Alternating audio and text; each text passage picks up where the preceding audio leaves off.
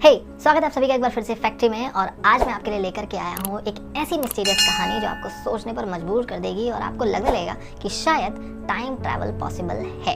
जी हाँ, time travel एक ऐसी थियरी है जिसको लेकर के हम सब चाहते हैं कि शायद कभी पॉसिबल हो, पर ऐसा हुआ है या नहीं, किसी ने इसको एक्सपीरियंस किया है या नहीं, इसके प्रमाण बहुत ज़्यादा नहीं है। लेकिन आज की जो स्टोरी मैं आप लोगों को बताने वाला हूँ हिस्ट्री से, वो लिटरली एक ऐसा इंसिडेंट है जो लिटरली आपको बिलीव करने पर मजबूर कर देगा कि शायद ऐसा हुआ है। तो कहानी की शुरुआत होती है 2 जुलाई 1955 से, जहां न्यूयॉर्क के एयरपोर्ट से Pan America flight 914 take off करती है मायामी फ्लोरिडा के एयरपोर्ट के लिए। ये जो डिस्टेंस है ये लगभग 3 घंटे में तय किया जा सकता है अमूमन, लेकिन उस दिन कुछ चीज़ें एबनॉर्मल हुई। इस फ्लाइट में टोटल 61 लोग सवार थे, जिसमें 57 पैसेंजर्स थे और 4 क्रू मेंबर्स थे। अब हुआ यूँ कि अपने शेड्यूल के अकॉर्डिंगली इस फ्लाइट को जब ये न्यूयॉर्क से निकली मायामी एयरपोर्ट पर 3 घंटे बाद पहुंच जाना चाहिए था, लेकिन ये वहाँ नहीं पहुंची। मायामी के जो एयर ट्रैफिक कंट्रोलर थे उन्होंने कॉन्टैक्ट किया न्यूयॉर्क के जो रेडियो स्टेशन है वहाँ से कि जो फ्लाइट है ये हमें ऐसी कोई भी फ्लाइट अप्रोच करती हुई नहीं दिखाई दे रही है। तो उन्होंने कंफर्म करने के लिए वहाँ कॉल किया और वहाँ से जो रिप्लाई आया ना, तो लिटरली उसको सुन करके ये एयर ट्रैफिक कंट्रोलर भी चौंक गए। उन्होंने कहा कि ये जो प्लेन था, ये जो पैन अमेरिकन फ्लाइट थी 914, ये अचानक उनके रडार से गायब हो गई है और उसके अंदर कहीं भी अपीयर नहीं हो रही है। इसके बाद सबको लगा कि वो फ्लाइट कहीं अचानक से गायब हो गई है। इसके अलावा किसी को कुछ समझ नहीं आ रहा था कि एग्जैक्टली उस फ्लाइट के साथ हुआ क्या। अब इस पर इन्वेस्टिगेशन शुरू हुई, सर्च ऑपरेशंस बिठाए गए और जो एक सिंगल एक्सप्लेनेशन जो सबके सामने आया और सबको लगा कि सबसे ज़्यादा फिजिबल है, वो ये कि न्यूयॉर्क के एयरपोर्ट से मायामी फ्लोरिडा के एयरपोर्ट तक जाने तक जो अटलांटिक ओशियन है उसके बीच में कहीं शायद ये प्लेन क्रैश कर गया। अब उस पूरे रूट लेंथ में सर्च ऑपरेशंस किए गए, कोस्ट गार्ड्स जो है उन्होंने पूरा का पूरा एरिया स्कैन किया, पर कहीं से कहीं तक उस प्लेन का, वहाँ उस पर सवार लोगों का कोई भी नामो निशान वहाँ नहीं मिला। और फिर सबके बाद एक ऑफिशियल स्टेटमेंट आया कि वो प्लेन कहीं क्रैश कर गया। हालांकि उसके कोई सबूत नहीं मिले थे, बट स्टिल ये बोला गया कि सॉरी, हमें कुछ नहीं पता उसके साथ क्या हुआ, और उसको क्रैश मान लिया गया। इस घटना के 37 साल बाद यानी 9 सितंबर 1992 को कैराकस वेनेजुएला के एयरपोर्ट पर कुछ ऐसा हुआ जिसके बाद वहाँ के एयर ट्रैफिक कंट्रोलर की ज़िंदगी पूरी तरह बदल गई। हुआन डेला कोर्टे, जो कि कैराकस एयरपोर्ट पर एयर ट्रैफिक कंट्रोलर थे, वो अपने एक नॉर्मल डे की शुरुआत कर रहे थे और तब कुछ ऐसा हुआ जो कि कभी हिस्ट्री में ना देखा गया था, ना सुना गया था और ना ही उन्होंने कभी एक्सपीरियंस किया था। हुआ यूँ कि उनके रडार में अचानक से एक डॉट पॉपअप होने लगा और वो लिटरली चौंक गए कि ऐसा कैसे हुआ, ये आया कहाँ से, क्या एग्जैक्टली शो हो रहा है उनके रडार में।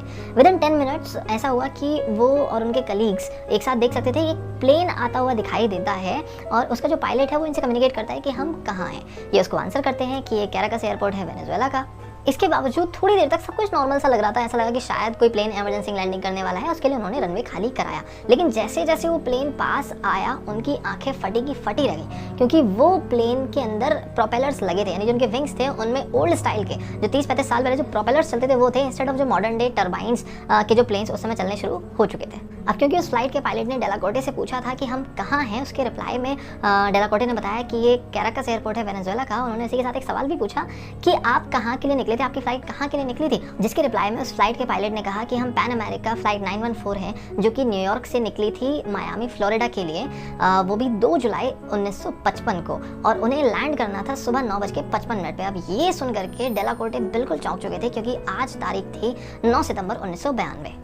इतनी कम्युनिकेशन के बाद उन्होंने तुरंत रनवे को खाली किया और उनकी इमरजेंसी लैंडिंग के लिए सब कुछ प्रिपरेशंस की। और इसी दौरान उन्होंने पायलट से एक और सवाल पूछा कि क्या आपको पता है कि आज 9 सितंबर 1992 है। तो लिटरली उस पायलट ने भी एक बार को पॉज लिया और उसके बाद दोबारा से रिप्लाई किया। अब इस दौरान डेला कोर्टे ने, क्योंकि एक बहुत वियर्ड सा इवेंट था, उन्होंने जो सिक्योरिटी टीम थी उसको भी बुलाया और हेल्थ डॉक्टर्स की जो टीम थी उनको बुलाया, ताकि जो पैसेंजर्स हैं उनको एग्जामिन किया जा सके और सिक्योरिटी चेक एक बार हो सके, जो कि सिक्योरिटी पर्सनल्स करते।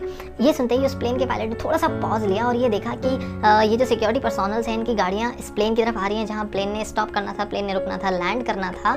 उसने तुरंत रिप्लाई दिया कि no, stay away, we are leaving now. और फिर उसके बाद वो प्लेन दोबारा से टेक ऑफ कर गया और फिर रडार में वो जो डॉट था थोड़े समय के बाद गायब हो गया और इसके बाद कभी भी उस फ्लाइट का कोई नामो निशान नहीं देखा गया। तो ये थी कहानी उस प्लेन की, जो कि 37 साल बाद, पूरे 37 ईयर्स बाद लैंड किया, दोबारा उड़ा, लोगों ने उसको देखा कि ऐसा कुछ हुआ है। उसके पायलट से बात हुई, उसने बोला कि वो न्यूयॉर्क से निकला था मायामी के लिए। अब सबसे बड़ा सवाल कि मायामी पर उतरने वाला जो एक प्लेन है वो कैराकस एयरपोर्ट पर कर क्या रहा था।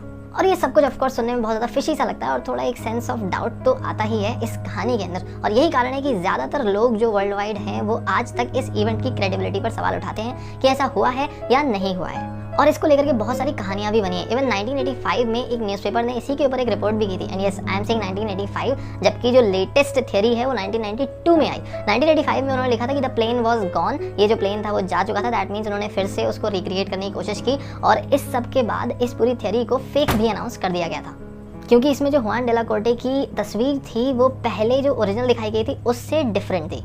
हमारे समाज में दो तरीके के लोग तो ज़रूर होते हैं, कुछ वो जो पुरानी कहानियों पर बिलीव करते हैं और कुछ वो जो लॉजिक्स ढूंढते हैं। जो लोग उन कहानियों में बिलीव करते हैं वो आज तक मानते हैं कि जो भी पैसेंजर्स उस फ्लाइट से आए थे, कुछ कहानियों का इंटरप्रिटेशन ये भी है कि वो अपने अपने घर लौट गए। वो 37 साल बाद आए तो उन्होंने देखा कि जो उनके घर वाले थे वो 37 साल ग्रो कर चुके थे, जबकि उनमें खुद में यानी जो पैसेंजर्स लौट करके घर गए उनकी उम्र में कोई ज़्यादा खास अंतर नहीं था, क्योंकि वो 3 घंटे की फ्लाइट अपनी कवर करके आए थे। ये उस कहानी से लोग समझते हैं। डॉक्टर्स की एक टीम ने उन सारे पैसेंजर्स को एग्जामिन भी किया and nothing was found abnormal, सब कुछ नॉर्मल मिला। वहीं एक कहानी ये भी है कि जब वो प्लेन 37 साल बाद कैराकस एयरपोर्ट यानी कैराकस जो वेनेजुएला का एयरपोर्ट था वहाँ पर लैंड हुआ था, तब वहाँ पर एक पॉकेट कैलेंडर पड़ा मिला जिसकी डेट थी 1955 की। अब ये एक अकेला ऐसा एविडेंस है जो कि बहुत ज़्यादा इस चीज़ के करीब था कि हाँ ये इंसिडेंट रियल था या नहीं, इसकी क्रेडिबिलिटी बता सकता था। बट रियलिटी में इसके एग्जिस्टेंस को लेकर भी कोई कहीं सबूत नहीं है कि एग्जिस्ट करता भी है या नहीं, ये सिर्फ बातों में है या कहीं था, इसको कहाँ गायब किया गया कुछ नहीं पता। अब ये जो पूरा इंसिडेंट है ये एक फेक न्यूज़ है या फिर एक कंस्पिरेसी लोगों से ये छुपाने के लिए कि टाइम ट्रैवल एक्चुअली में पॉसिबल है या नहीं, ये तो हम लोगों को नहीं पता। लेकिन अगर आपको वीडियो पसंद आया तो इसको लाइक कर दो और मेरे चैनल को सब्सक्राइब कर दो, क्योंकि मैं आगे ऐसी बहुत सारी mystery stories, life hacks, self improvement sessions और बहुत सारे डेली फैक्ट्स लेकर के आने वाला हूँ जो आपको चौंका के रख देंगे। एंड आई होप आज की वीडियो ने भी आपको चौंकाया होगा। अगर आपको ये वीडियो पसंद आई है तो मुझे कमेंट करके जरूर बताना कि ये वीडियो कैसा लगा। मिलते हैं अगले वीडियो में, तब तक के लिए बाय बाय।